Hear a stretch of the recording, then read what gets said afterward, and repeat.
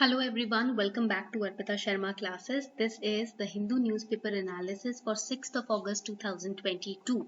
So today we are going to analyze the Hindu newspaper of 6th August 2022. Let's get started. On page 1 you will find this article, RBI raises rates, vows the nimble policy. So this particular article basically talks about how, because of elevated levels of inflation, to manage inflation, the Monetary Policy Committee of Reserve Bank of India has decided to increase the policy repo rate by 50 basis points. So right now the policy repo rate is 5.4%. So the first important concept that we are going to study here is what exactly is the policy repo rate, because these little concepts are often asked in your preliminary examination. आपके prelims में आपसे यही economic terms के ऊपर question पूछे जाते हैं. So let's understand. The policy repo rate is that rate at which the Central Bank of India is RBI, at which the RBI will lend money to all the commercial banks. But in which case RBI will lend money to the commercial banks? If the commercial banks are falling short of funds. अगर commercial banks के पास funds की shortage हो रही है तो उस case में जब RBI money lend करता है, उधार पे देता है बैंक को, तो जिस rate of interest पे वो उधार पे देता है उसको हम बोलते हैं repo rate. So this is your friend, okay? ये आपका friend है, this is you, ये आप हो, ठीक है? And you are running short of funds. आपके पास पैसों की कमी हो रही है. You will ask your friend to give you loan. The friend will give you loan at a certain rate of interest. That rate of interest we'll consider it as repo rate. Okay, so that is the repo rate. Now here the friend is RBI and here you are the commercial bank. समझ आ गया what is repo rate? Now what will be the impact if the policy repo rate is increased? पहले 4.4% था, 5.4% हो गया है, तो इसका असर क्या पड़ेगा?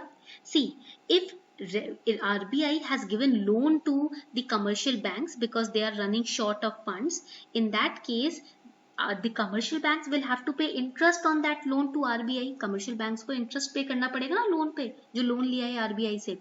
So to repay that interest, what they will do? They will increase the rate of interest of the loans that they provide to the people. Okay. For example, here you will see this is a bank. ये हो गया एक commercial bank. This is RBI. Now the commercial bank was running short of money.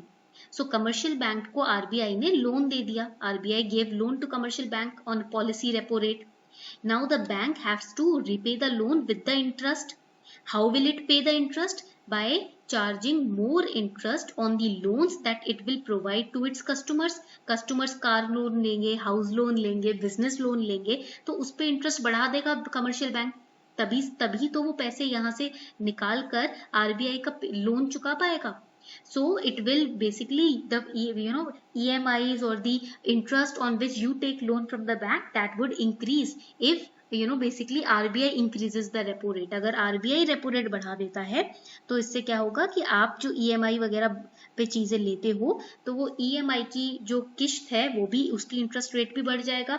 If you take any loan from bank, that would also the interest would increase. Okay, point clear हो गया. And if the interest would increase, आपको ज्यादा पैसा देना पड़ेगा तो inflation जो है वो कंट्रोल में आएगा. आपकी demand and consumption will be limited. Okay, when the interest rate on loans is high, you tend to escape from taking loans. In that case, you restrict your demand and consumption, and in that case inflation level can be maintained. Inflation level को maintain या balance या control किया जा सकता है. It can be controlled through this policy measure. Now this policy measure has been taken by the Monetary Policy Committee. What is Monetary Policy Committee? It is the framework under RBI Act 1934 which maintains the price stability in the economy, and it is driven with the objective of growth of the economy. These are the two important points that you need to remember for prelims. And the ex officio chairman of MPC is the governor of RBI only. Okay, this Monetary Policy Committee determines the policy interest rate also, which is the repo rate that we have just studied, because this repo rate, the adjustment of the repo rate basically determines how the RBI will manage the inflation situation in the nation.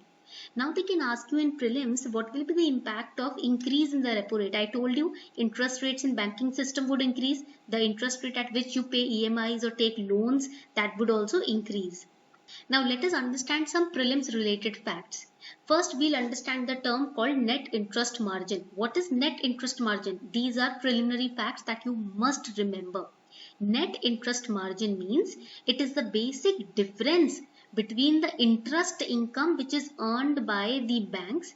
Banks आपको loan देती है, banks provide you loans, okay, or you deposit your money in the banks, so they basically यहाँ पर interest rate लगता है, ठीक है, आप उस deposit के against loan ले रहे हो. If you have an FD in the bank, if you take a loan against the FD, so all of that interest at which bank is providing you the loan, okay, that is the interest income of the bank. वो bank का interest income हो गई ना. So the difference between the interest income earned by the bank and the interest that it pays to its lenders, that difference is known as net interest margin. So for example, this is a particular bank. ये एक bank है, ठीक है. Now bank basically has given loan to this person A. Bank ने इसको loan दिया है, ठीक है. And here bank, this person B has deposited his money to the bank. इन्होंने क्या किया है, मनी डिपॉजिट किया है बैंक में. So basically this person will become the depositor, the lender, ठीक है. It is depositing, he is depositing money in the bank, so he will get certain interest. And because a person को loan दिया है bank ने, because bank has given loan to a person, that means this person will pay certain interest to the bank. The difference between these two interest income is known as net interest margin. इन दोनों के बीच में जो difference होता है उसको हम net interest margin बोलते हैं. Okay, point clear? Very good, very easy concept. Now let's move forward to the concept of cash reserve ratio. अब पढ़ते हैं कॉन्सेप्ट हम कैश रिजर्व. अब हम पढ़ेंगे कॉन्सेप्ट कैश रिजर्व रेशियो का. So what exactly is cash reserve ratio over here? Just give me a second, I will change the slide for you. यहाँ पर मैं चेंज कर देती हूँ. Yes, this is the concept of cash reserve ratio. It is a percentage of bank's total deposits that it needs to maintain as liquid cash. Now, this is the requirement of RBI. RBI says that the banks or the financial institutions have to maintain a certain liquid deposit, with their banks, within themselves. मतलब in case of shortfall of funds, they can use this amount of money. मान लो किसी तरीके से, किसी reason की वजह से banks के पास पैसों की कमी हो रही है, तो वो इस इमरजेंसी कैश को यूज कर पाएंगे. So that percentage is known as cash reserve ratio. It is kept with RBI. Bank अपने पास नहीं, इस लिक्विड कैश को बैंक आरबीआई के पास रखता है. RBI basically safeguards it. So RBI will not basically earn any kind of interest income on this money. RBI will not lend this money to anyone. It is a safe money that is kept safely with RBI. RBI इसको use नहीं करेगा, इसको invest नहीं करेगा, इसको land नहीं करेगा. Okay. Then comes the another important term for prelims, statutory liquidity ratio. So it is the minimum percentage, not maximum, but minimum percentage of deposits that commercial bank has to maintain in form of liquid cash, gold or other securities. Now it is not kept with RBI. It has to be kept with the bank itself. Okay, cash reserve ratio में तो this was the percentage of bank's total deposits to be maintained in liquid cash with RBI. But statutory liquidity ratio is minimum percentage of deposits with the commercial bank in the form of liquid cash, gold or other securities. Okay, point clear हो गया यहाँ तक सभी को? Very good. Now SLR is also known as the proportion of liquid asset to time and demand liabilities. मतलब जितनी liabilities है bank के पास, उसके प्रपोर्शन में कितने एसेट्स हैं, उसका परसेंटेज SLR होता है. It is a percentage between time liabilities and net assets which the lenders must maintain. So now the question is what is time liabilities? Liabilities are basically of two types. First is known as the time liability, second is known as the demand liability. Time liabilities are those kind of burdens which commercial banks are liable to repay to the customer. For example, fixed deposit. If you make a fixed deposit in the bank, so that, and if you have made the fixed deposit for let's say 5 years, so it is a time liability, because now after 5 years the bank has to pay that money back to you with interest income earned. Okay. And what is demand liability? Demand liability is that amount of money which is kept with bank, which you can take away, by basically presenting a demand. For example, demand deposits. आपकी demand पे वो पैसा आपको मिल जाएगा. Yes, you have lent that money to bank, but on your demand the money can be given back to you. That is demand liability. Then comes net assets. We know asset minus liability is net asset. Okay. Then हमारे पास आता है concept of standing deposit facility. So right now RBI has maintained standing deposit facility and marginal standing facility rate as at 5.15%. So what is standing deposit facility? Basically, it is the liquidity window through which RBI will give banks an option to park excess liquidity with it. For example, this is a bank. Okay. Now bank has some excess cash with itself. Bank के पास थोड़ा सा ना access ज्यादा cash हो गया है, extra cash. So it is a liquidity window. Standing deposit facility is a window through which this excess money the commercial banks can safeguard it and save it and park it with the RBI. RBI के पास रख सकती है time being के लिए कि भाई इतना पैसा हमने सेव किया है, एक्सेस आ गया है, ये हम आपके पास सुरक्षित रख रहे हैं. Okay, and for that no collateral has to be provided by the banks. Okay, next is marginal standing facility rate. 5.65% है ये. It is a window for scheduled banks to borrow overnight from RBI. So if there is any kind of emergency situation, the scheduled banks are allowed to borrow overnight from RBI. रातों रात RBI से फटाफट borrow कर सकता है scheduled bank through the marginal standing facility rate. So basically, if when the interbank liquidity dries up, for example, the banks when they fall short of cash, they do not just directly approach RBI. First, they approach other banks. Okay, if the other banks also are running short of money, then this particular bank will go to RBI. Okay तो जब अगर ऐसा हो कि interbank liquidity भी खत्म हो गई है कि बाकी बैंक्स भी हेल्प नहीं कर पा रहे हैं आपकी, तो उस केस में ये वाली बैंक जो है वो आरबीआई जाएगी पैसे की हेल्प लेने के लिए. ठीक है. Then what is bank rate? It is a rate charged by RBI for lending funds to commercial bank. वो रेट जिस रेट पे कमर्शियल बैंक्स को आरबीआई फंड लेंड करता है, उधार देता है, उसको हम बैंक रेट बोलते हैं. All right, point clear? Very good. Now coming on to the next important article. Supreme Court moots. Moots means plans. Verdict for bodily autonomy. This is very important topic from the perspective of ethics and GS paper 2. So the Supreme Court basically has said that it may loosen the restrictive grip of a 51-year-old abortion law, which restricts the unmarried women from terminating pregnancies up to 24 weeks old. Supreme Court has said that prohibition was manifestly arbitrary and violation of women's right to bodily autonomy and dignity. So in the coverage of the Medical Termination of Pregnancy Act, the unmarried women were not included. So Supreme Court has said that we are planning to include the unmarried women also, because every woman has a right to bodily autonomy. भाई अपनी body पे rights हर औरत का होता है. ऐसा नहीं है कि भाई मैरिड वुमेन को ही हम इस एक्ट में रखेंगे, अनमैरिड को नहीं, या अनमैरिड को हम इस एक्ट में रिस्ट्रिक्ट करेंगे. No, we are not going to restrict them. The issue was that there was a 25-year-old woman who was unmarried and she was with her living with her partner, but then her she became pregnant and her partner refused to marry her. So she went to Delhi high court and she asked Delhi High Court to give her the permission of terminating her pregnancy, which was 23 weeks old.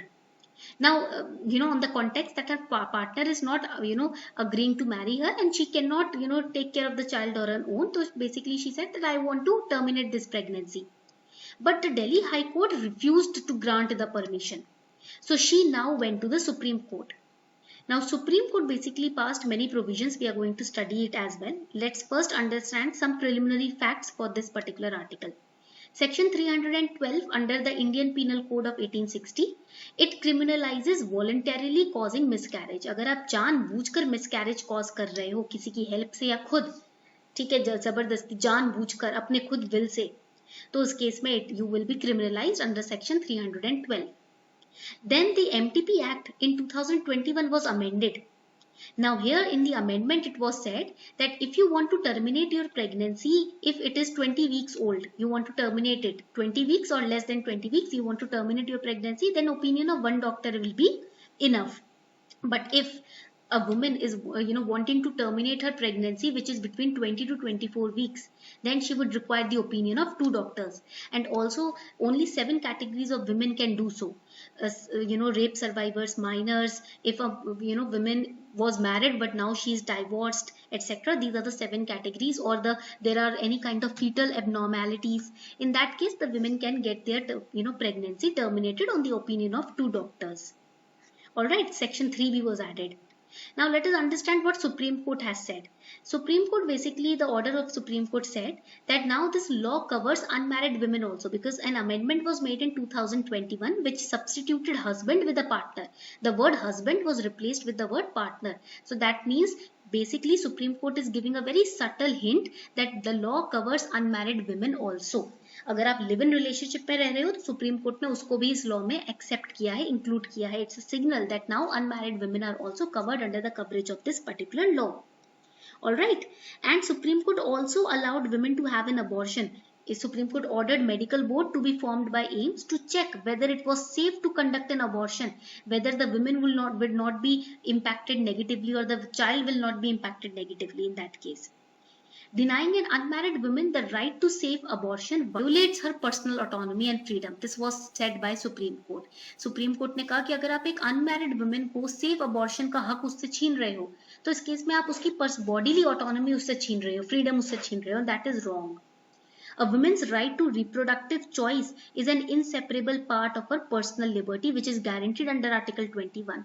अगर आप reproductive choice एक औरत से छीन रहे हो उसकी, तो मतलब Article 21 का violation है.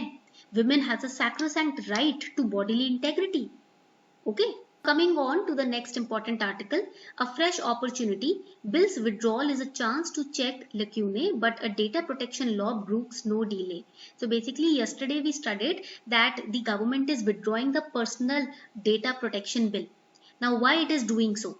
क्यों हमारे when our country needs the data protection bills so you can say eagerly, right, since 2015, then why this bill has been withdrawn by government? The reason is simple. There was a joint committee of parliament which was formed, and this joint committee of parliament reviewed the particular bill, data protection bill, and also it gave around 18 to 19 recommendations of the changes that should be included in the personal data protection bill. And also this personal data protection bill was facing opposition from various companies like Google and Facebook, etc. These stakeholders were questioning the provision which was present in this bill called as data localization. This provision was getting criticized, and that is why the bill has been taken back. Now it will be amended and released. But the data localization, what does it mean? Data localization means compulsory. It is compulsory for the companies to store a copy of certain sensitive personal data within India.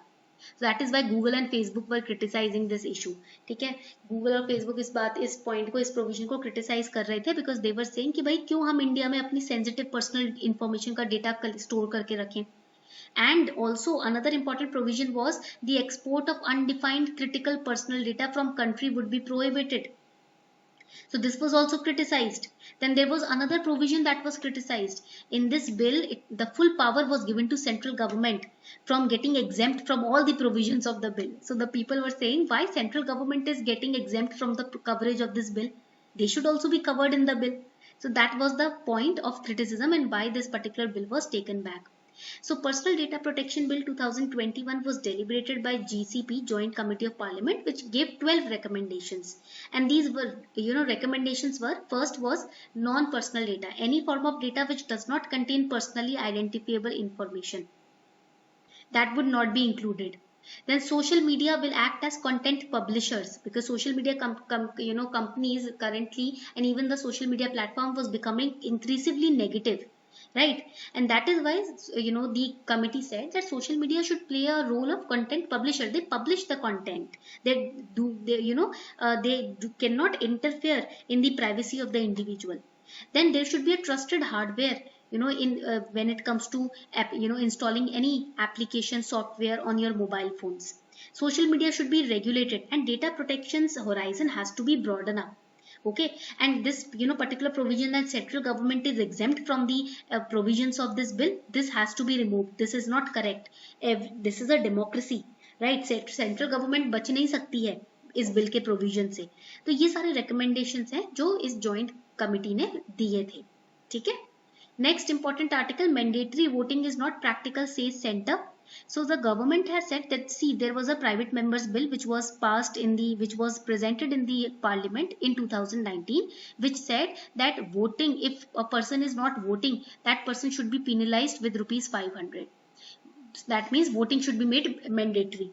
So basically now the center has said that this is not correct. Okay, this private members bill has been cancelled and said that compulsory voting by citizens, basically it's an impractical idea. You cannot force citizens to vote, because voting is a right, not a compulsory duty. This was said by Minister of State for Law and Justice, SP Singh Baghel.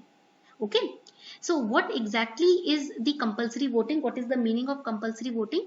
Compulsory voting means that you force people, voters, to go and cast their votes, and if they do not do so, then they will be penalized. आप उन पे penalties लगा दोगे अगर उन्होंने vote नहीं दिया तो that is compulsory voting, and this concept is not applicable in India, because idea of compulsory voting basically will result into distortion of democracy, representative democracy.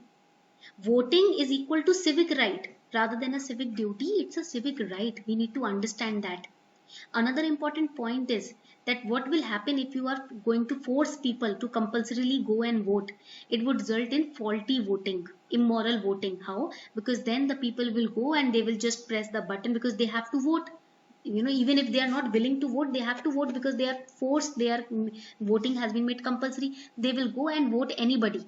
Right? किसी की भी आगे या सबसे पहला they can even vote anybody who is at the top of the list. That would result in faulty voting process. Okay, and also will disturb the morality of democracy, the morals of democracy. Alright, now there is an Australian experience that we should learn from. The Australian experience with compulsory voting has revealed the notion of donkey voting, where when voters were forced to vote, they voted for the candidate whose name was on the top of the candidate list. And that kills the essence of democracy. तो हमें Australia के experience से ना समझना चाहिए, सीखना चाहिए donkey voting के एक्सपीरियंस से. Okay. The next important article, India on track to meet clean energy targets. So Power Minister R.K. Singh has told Lok Sabha that India was outstripping developed countries in terms of achieving pledges with regard to clean energy. And there was also a talk about Energy Conservation Amendment Bill 2022, which has been presented in the Lok Sabha. This particular bill seeks to make it mandatory for buildings with minimum connected load of 100 kilowatt to meet their energy requirement from renewable sources, which can be renewed, not from non-renewable sources. So the Power Minister basically, presented the Electricity Amendment Bill 2022. It was recently cleared by Union Cabinet, and it is likely to enable competition in the retail power distribution, because here the focus is on the renewable sources of energy. Okay, this bill basically introduces cleaner sources of energy, green energy, etc. Then Prime Minister Modi has also talked about Panchamrit on climate change. This is very important for GS paper 3. What is Panchamrit? First, India will reach its non-fossil energy capacity to 500 gigawatt by 2030. Second, India will meet 50% of energy requirement from renewable energy by 2030. You have to remember the years, target years. India will reduce total projected carbon emission to 1 billion tons to 2030, and it will reduce carbon intensity of its economy by 2030. And by 2070, India will achieve target of net zero. Net zero target basically ना target year increase कर दिया है, 2070 रख दिया, पहले 2050 था. तो ये आपके पंचामृत है, that is the pledge taken by central government right now. And what are the amendments which have been proposed in this Electricity Amendment Bill? First, compulsory usage of non-fossil sources, for example, ethanol, hydrogen, green ammonia, so that energy can be saved and less harm would be done to the environment. Defining minimum share of renewable energy to be consumed by industrial units. Incentivizing efforts. If you are using renewable sources, then government should appreciate you, give you incentives. For example, issuing carbon saving certificates. Facilitating promotion of green hydrogen that we have already studied in our previous lectures. These are the proposed amendments. So this was all for today. I hope you enjoyed this lecture. उम्मीद करती हूँ आपको आज का lecture अच्छा लगा होगा. So if you enjoyed it, do not forget to like, share and subscribe. And also the PDF of this lecture will be provided on my Telegram channel, Simplifying UPSC with Ease. The link is given below in the description box.